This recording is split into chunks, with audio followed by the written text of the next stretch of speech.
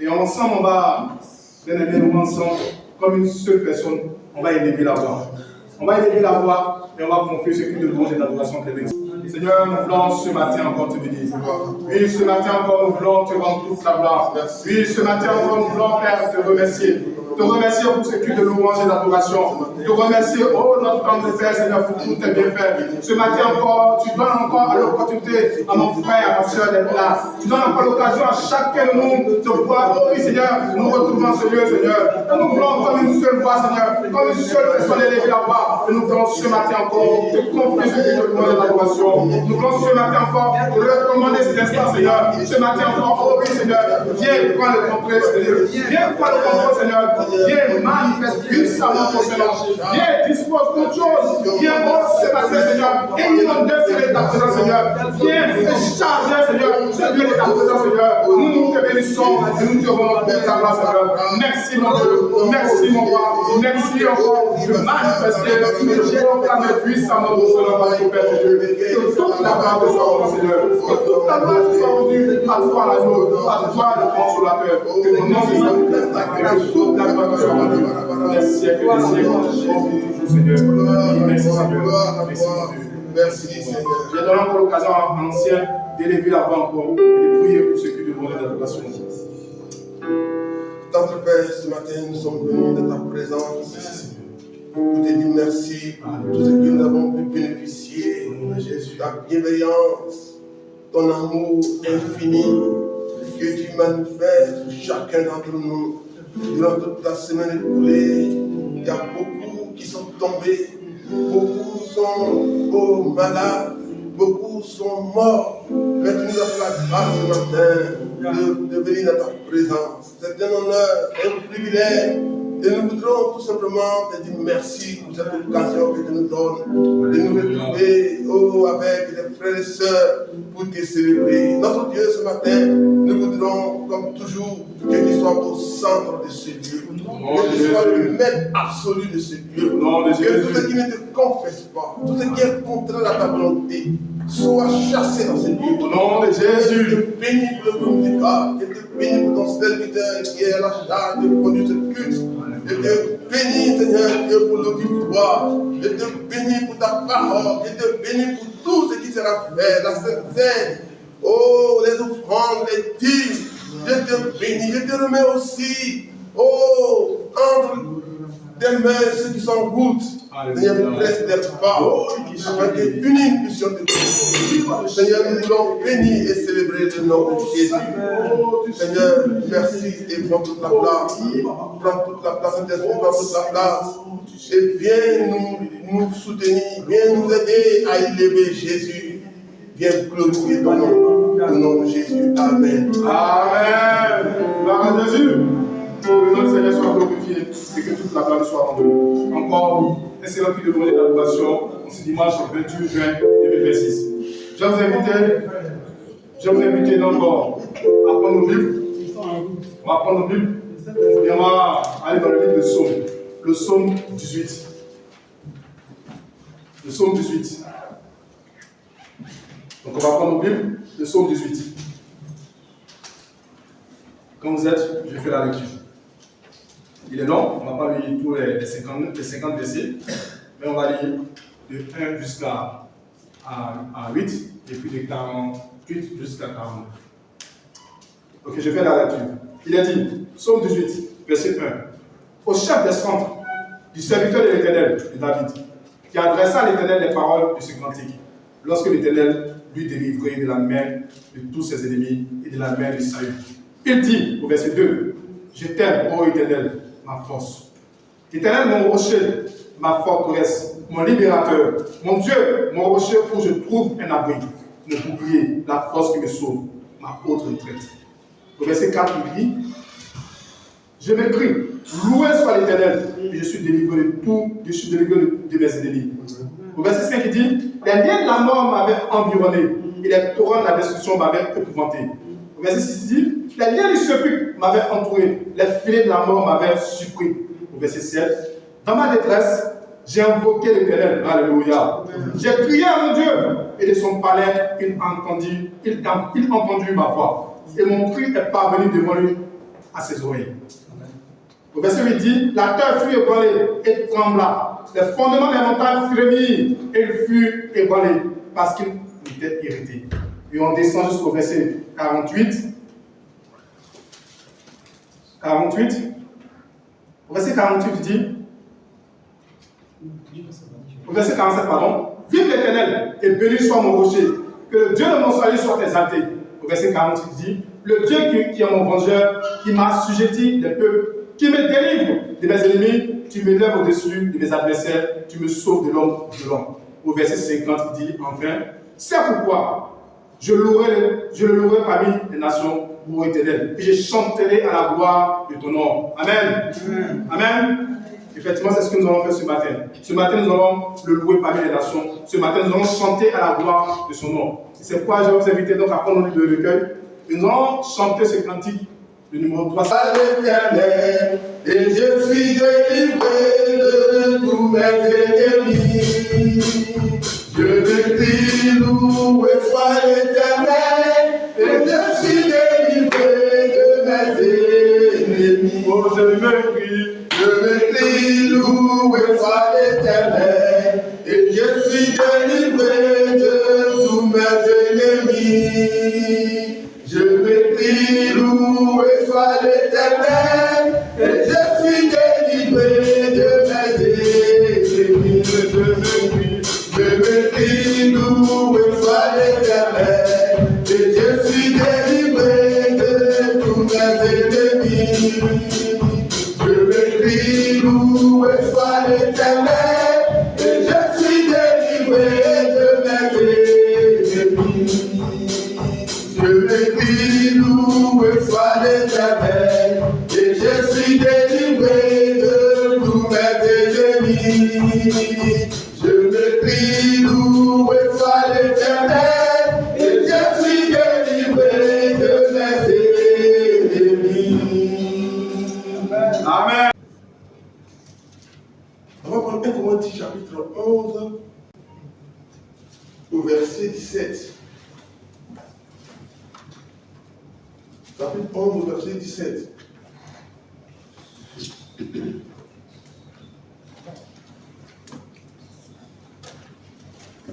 Alléluia. Amen.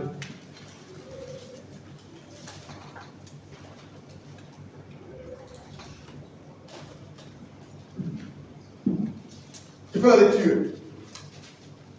En donnant cet avertissement, ce que je ne loue point,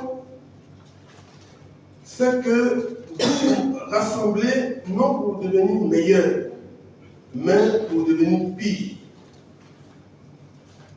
Et d'abord, j'apprends que lorsque vous vous réunissez en assemblée, il y a parmi vous des divisions.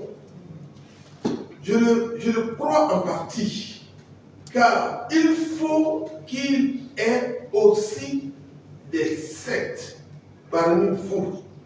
Retenez bien, car il faut qu'il y ait aussi des sectes parmi vous, afin que ceux qui sont approuvés soient reconnus comme tels au milieu de vous. Alléluia. Seigneur, merci pour ta grâce, merci pour ton amour, pour ta bonté. Merci pour ta parole ce matin qui permet que nous puissions méditer. Seigneur, je voudrais m'abandonner entre tes mains. Seigneur, je te prête ma bouche en ce moment. Parle à ton peuple et parle à mon cœur. Seigneur, édifie-nous, Seigneur, au travers de cette parole afin que nous puissions vivre une vie chrétienne épanouie, équilibrée, pour la gloire de ton nom. Bénis ton peuple ce matin, au nom de Jésus. Amen. Amen.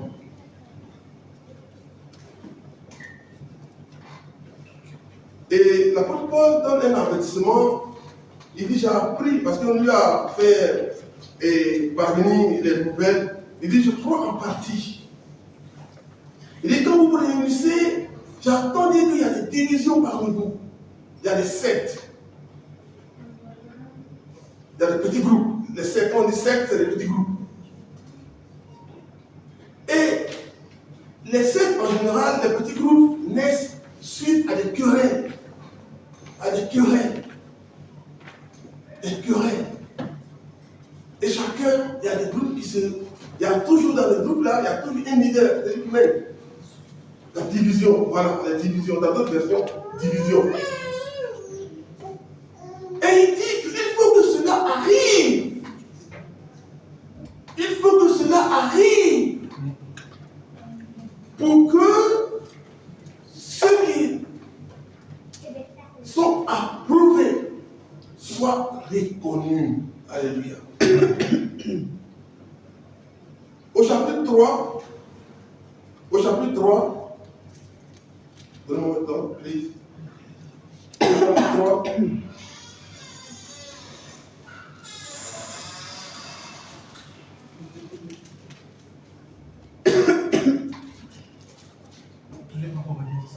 oui.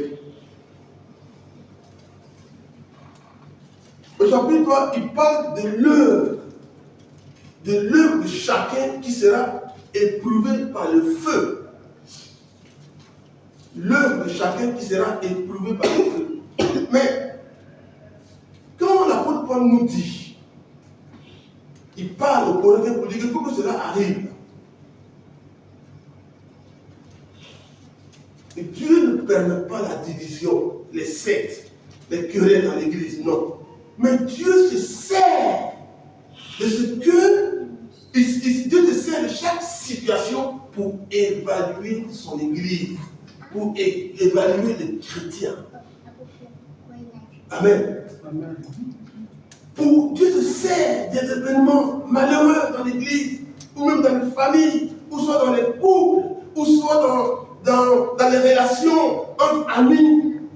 Dieu se sert de ces événements pour voir qui est charnel, qui est spirituel. Pour évaluer, pour voir est-ce qu'ils ont compris.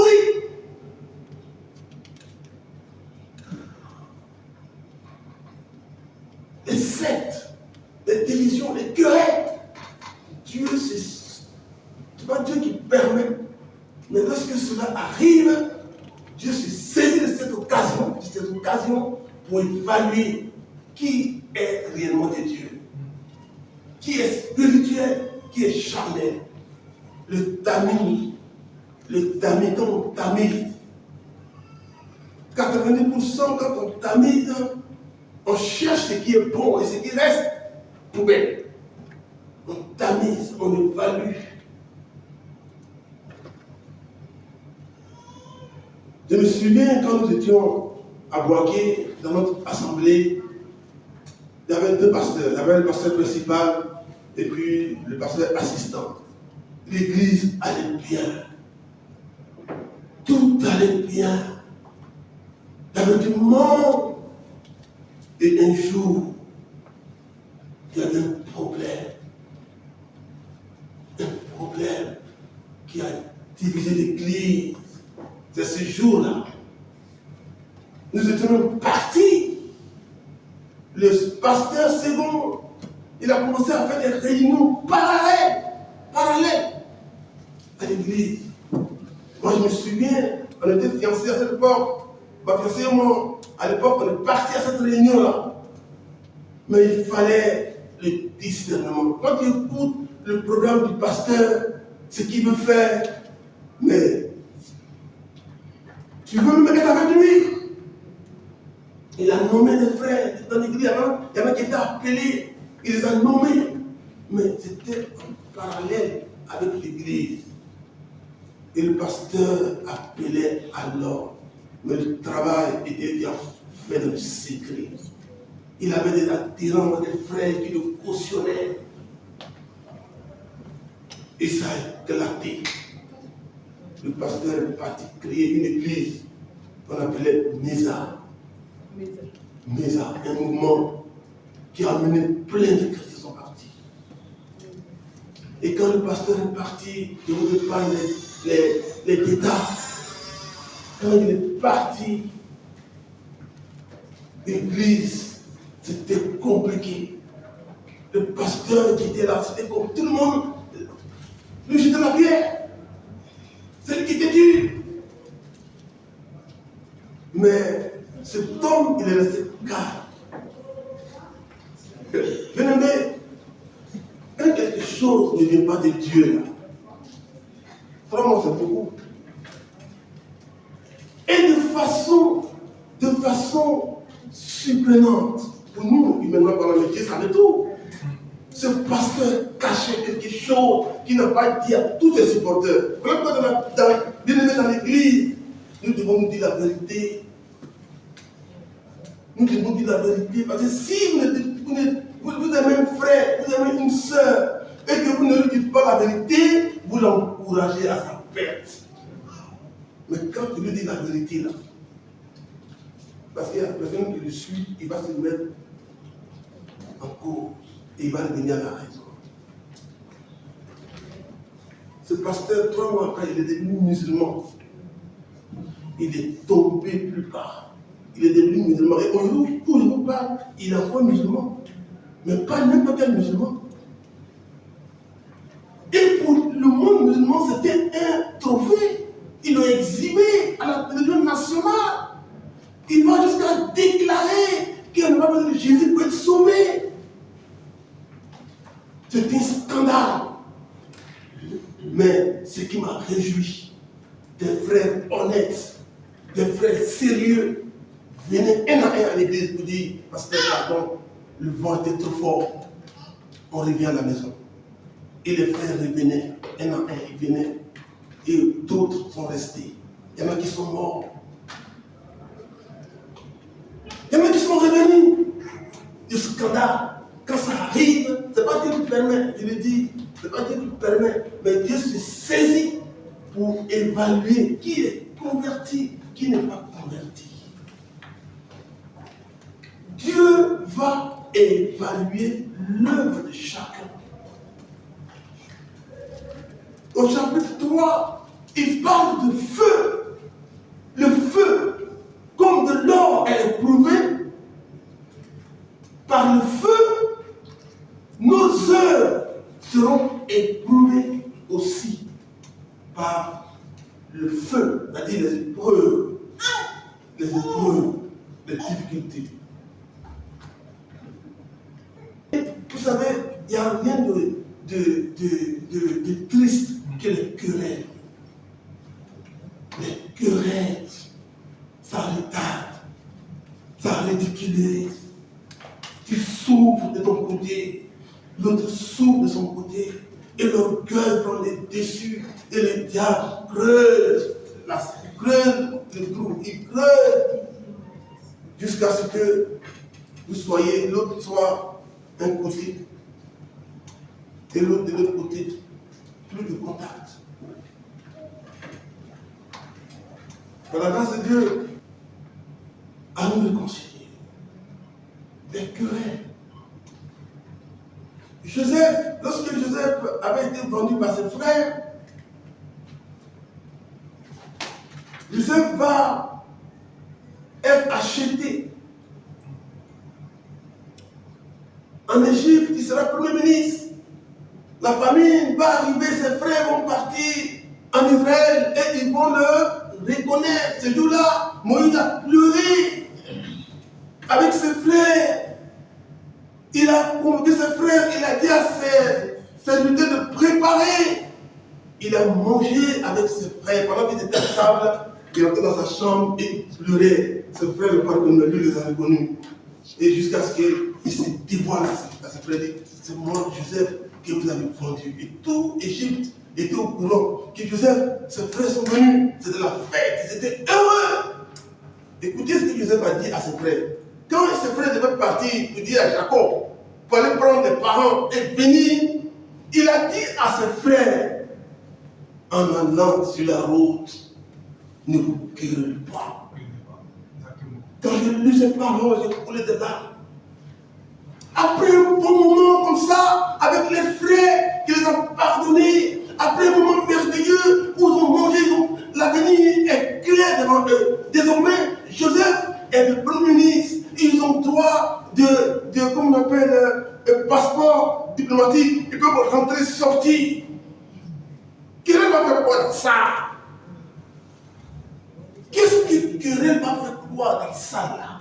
Une famille réunifiée, celui qui avait été rejeté, vous l'avez retrouvé dans une bonne position, vous avez mangé, vous avez bu, vous avez donné tout, il dit allez prendre papa et venez.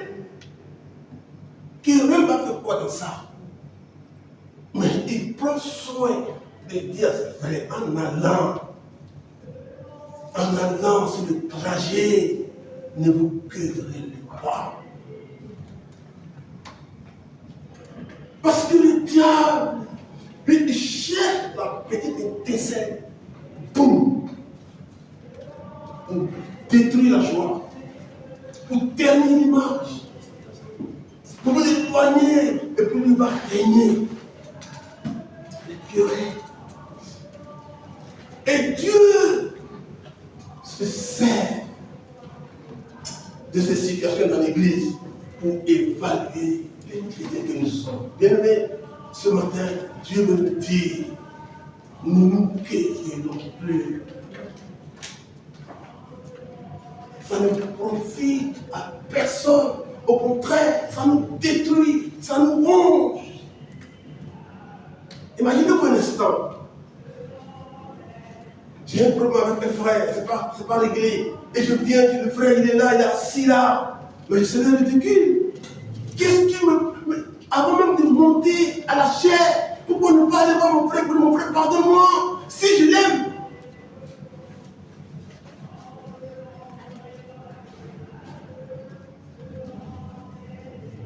Bien-aimé, l'humilité, c'est vraiment une qualité.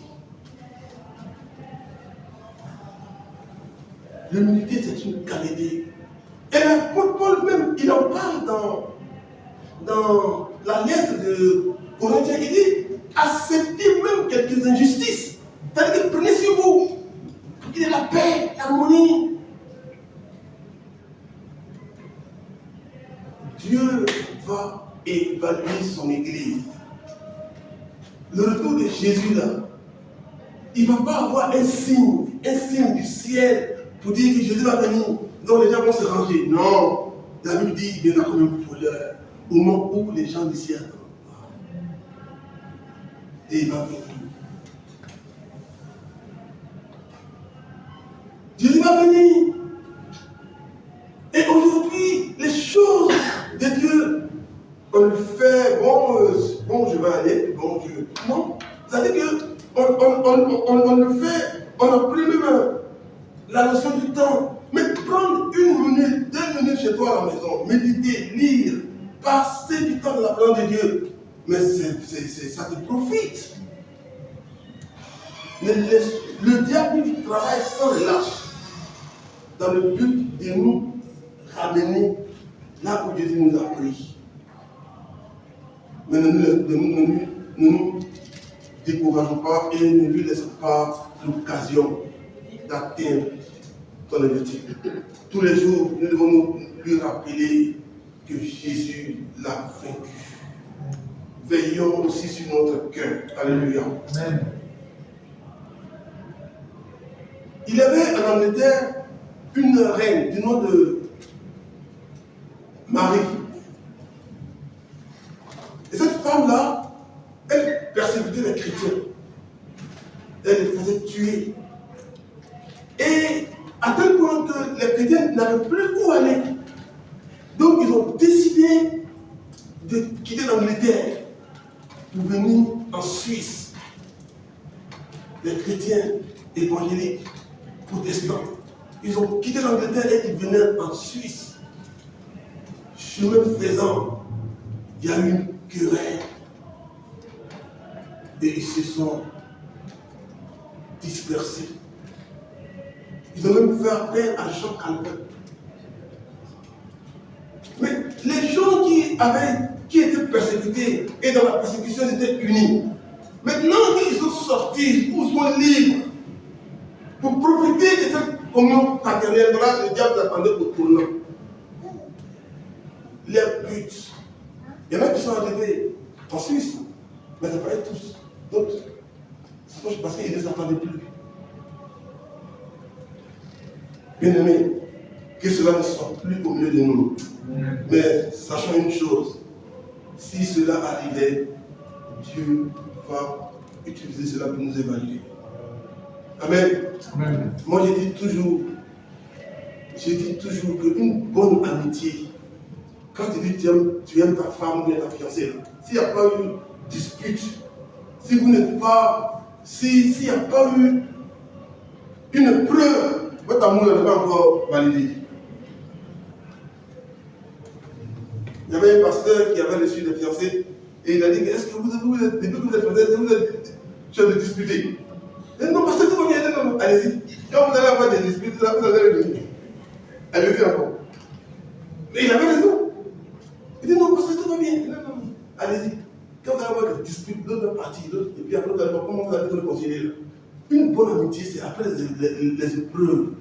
Après les épreuves, on voit que vraiment nous sommes vraiment amis. Et comme on le dit souvent, c'est dans les difficultés qu'un ami devient frère. Dans Proverbe, chapitre 7, c'est juste. Bon moment. Dans Proverbe,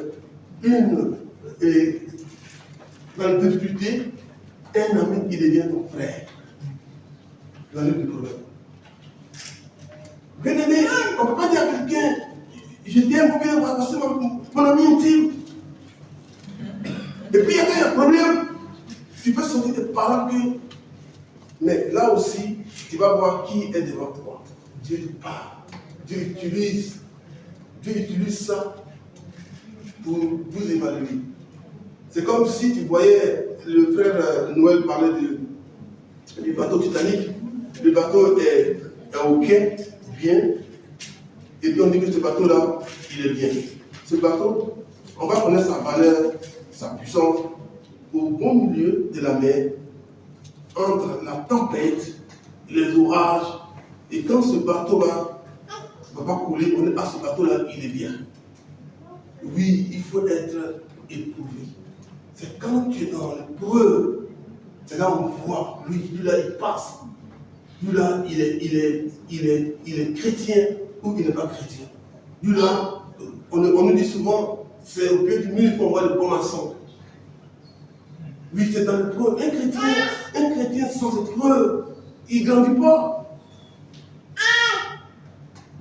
Une famille sans épreuve, cette famille ne s'est pas soudée. Les épreuves vont venir. Mais quand les épreuves arrivent, comment tu réagis? Les églises, il peut y avoir des problèmes comme le cas des Corinthiens. Les épreuves seront toujours là. Mais comment tu réagis? Comment tu réagis? Et la Bible dit que nos œuvres seront évaluées, éprouvées. Tu vas passer par le feu. Je ne sais pas parmi nous qui a une fois vu des potiers évaluer les vases. Quand on fabrique les vases en argile, on les fait sécher. Et quand on les fait sécher, on les met au feu. Des fois dans le feu, il y en a qui explosent. Il y en a qui se fissurent. Et après ça, on les retire. Tout est rouge. Et puis on les trempe dans un produit pour les refroidir. Et après ça, maintenant, le potier va choisir les vases qui sont sortis internes du feu. Il va commencer à les décorer. Il va les décorer. Et il y a des vases qui vont dire, bon, ça là, c'est pour les fêtes. Et ça, tous les jours, on va manger avec ça. Et c'est comme ça que Dieu aussi nous voit. Nous sommes des vases. Il y a des vases d'honneur. Il y a des vases pour les fêtes. Et puis il y a des vases tous les jours. On peut manger dedans. Oui, bien aimé, quel vase nous devons être? Des vases d'honneur.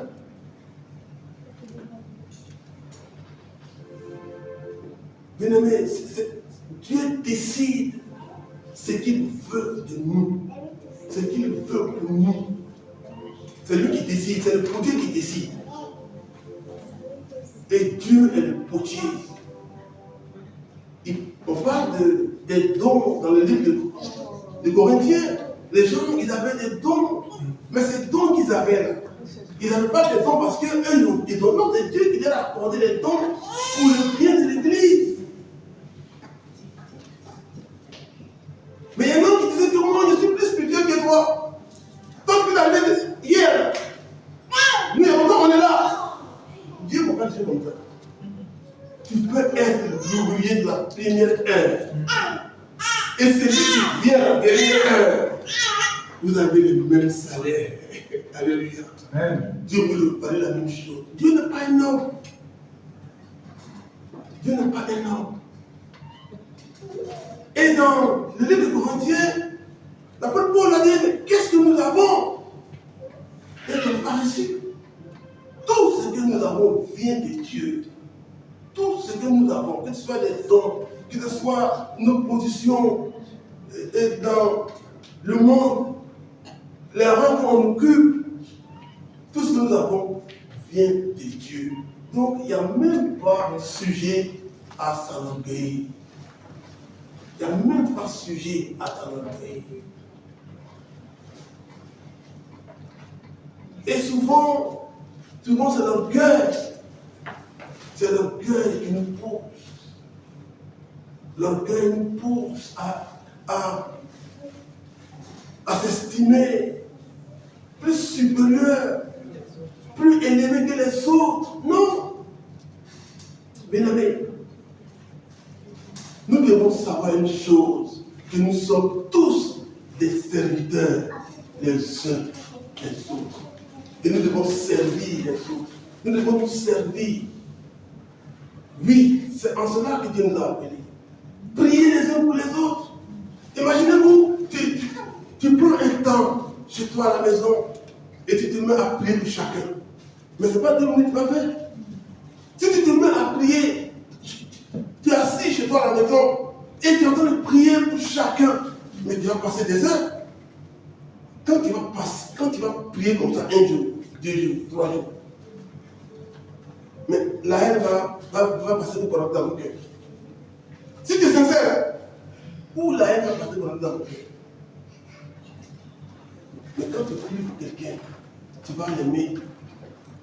Parce que tu veux son bonheur, tu veux son bien-être, tu veux qu'il soit épanoui. Et je voudrais que, bien aimé, on s'exerce à cela. La Bible dit, soutenez-vous les uns les autres. Nous sommes tous membres. Nous sommes membres d'un corps. Nous sommes utiles. Nous sommes utiles. Il n'y a pas quelqu'un qui est supérieur. Nous sommes tous serviteurs. On ne va pas plus loin. Des serviteurs inutiles.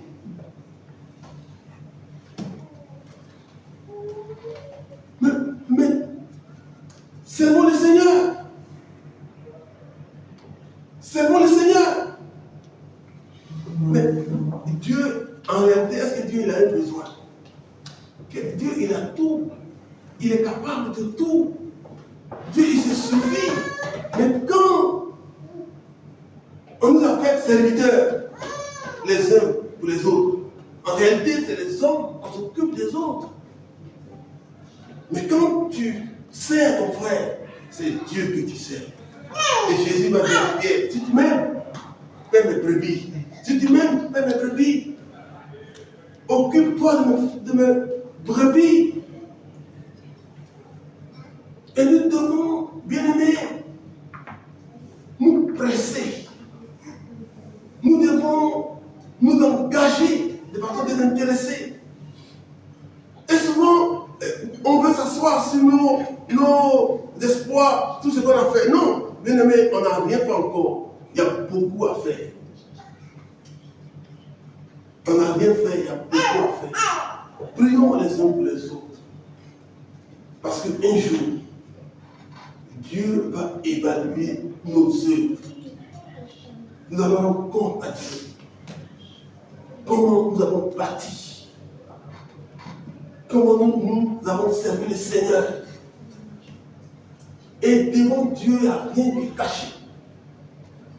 Tout sera mis à nu. Tout sera mis à nu. Je voudrais raconter cette histoire pour terminer. Dans le livre de Genèse, lorsque Isaac devait se marier, Abraham a envoyé son serviteur pour aller chercher une fille. Et quand il partait, il a demandé un signe. Il a demandé un signe. Pour un coup, il est allé chez les parents de Rebecca. Et il a dit, il est venu prendre Rebecca pour son maître. Oui, ouais. Mais il faut qu'on gagne un temps. Je vais rendre court. Et quand il est allé prendre Rebecca, il faisait la demande aux parents de Rebecca. Et les parents ont dit, mais elle-même, elle est là. Rebecca même est là. Et on appelle Rebecca. On lui dit, mais cet homme, il est venu te prendre pour aller. Est-ce que tu es prêt? Tu es d'accord pour aller avec lui? Et Rebecca a dit oui. On n'a pas forcé. Suivez-moi bien. Il y a une belle licence spirituelle. Et c'est sur ça qu'on va terminer. Rebecca a dit oui. Et Rebecca va quitter. Regardez l'image. Hein? Le tableau est merveilleux. Isaac, le fils d'Abraham, ils sont dans leur ville là-bas.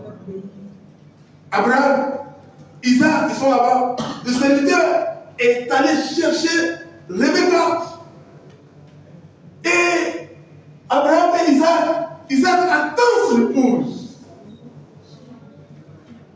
Et Rebecca et le serviteur vont prendre le chemin du retour. Oh, Rebecca, le trajet, elle était épuisée. Elle était. Le serviteur, il avait là, au moment où Rebecca a dit oui, je suis prêt, j'irai avec lui pour rejoindre mon mari. La responsabilité de ce serviteur est engagée. Ils lui ont donné Rebecca. S'ils sont allés à bio, s'ils sont allés en âme, la nuit, le jour, si Rebecca a fait, Rebecca est fatiguée. C'est le serviteur qui prenait soin de Rebecca. Rebecca m'a dit, mais on n'est pas encore arrivé. On va arriver, prends courage. On n'est pas encore arrivé.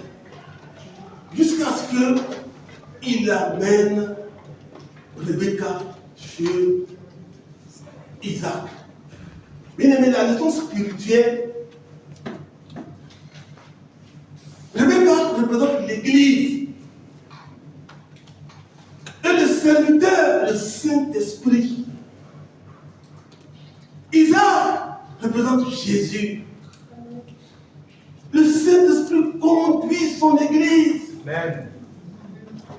Et il a les moyens, il a les capacités de conduire son Église jusqu'à Jésus. Amen. L'Église sera fatiguée. L'Église sera découragée. Le serviteur a dit, Rebecca, prends courage. On n'est pas loin, prends courage. On va bientôt arriver à la maison, prends courage. Et l'Esprit de Dieu nous dit ce matin de prendre courage.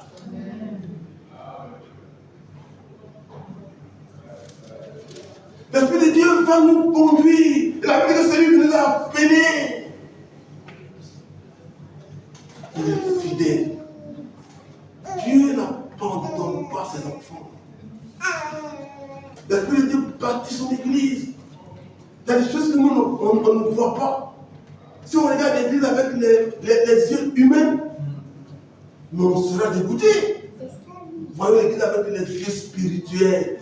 Dieu est là. Il est présent. L'Esprit de Dieu, c'est son travail. Il nous conduit. il nous conduira jusqu'à la maison. Ce matin, bien-aimés, que le Seigneur nous fortifie. Amen. Que le Seigneur nous aide à prendre des engagements. Amen. C'est comme on appelle dans une famille, dans un couple, dans une relation où il y a des choses au début que tu faisais pour ton mari, maintenant tu ne fais plus. Ou vice versa, il y a un relâchement. À un moment donné, tu te ressaisis pour dire, oh, il y a ça. Toujours, on relâche et Dieu nous donne la force, l'occasion pour nous ressaisir. Dieu nous donne l'occasion, toujours il nous donne l'occasion. Souvent, on n'a pas envie de prier. L'Esprit de Dieu est là pour nous encourager. On chante un cantique et puis le moteur se réchauffe. Alléluia. Amen. Se réchauffe. Souvent, on n'a pas envie, on est fatigué, on est claqué. Hier, j'étais arrivé à la maison fatigué, ma femme m'a dit, t'es fatigué, va te coucher. J'étais fatigué, à 22h, j'étais fatigué. Et l'Esprit de Dieu est là. Bien-aimés, on va se tenir debout et on va demander à l'Esprit de Dieu de nous venir en aide. Amen.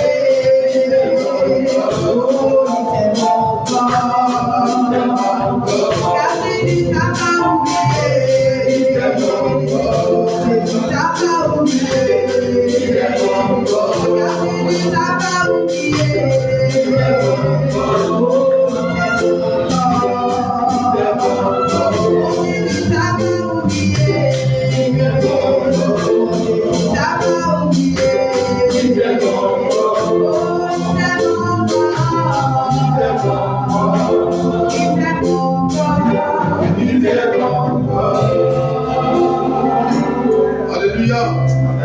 Jésus nous aime encore. Alléluia. Oh, Amen. Gloire à Dieu. Amen. On va tenir debout, bien-aimés, et frère Charles va tenir par la prière. La Père de gloire, je demande de miséricorde de Dieu, bénis ton nom, merci, Saint-Esprit. Je me réjouis que c'est passé pour mon Père, nous avons demeuré dans ta présence. Nous sommes comblés, nous avons été fortifiés par ton message, nous avons été fortifiés par les chants.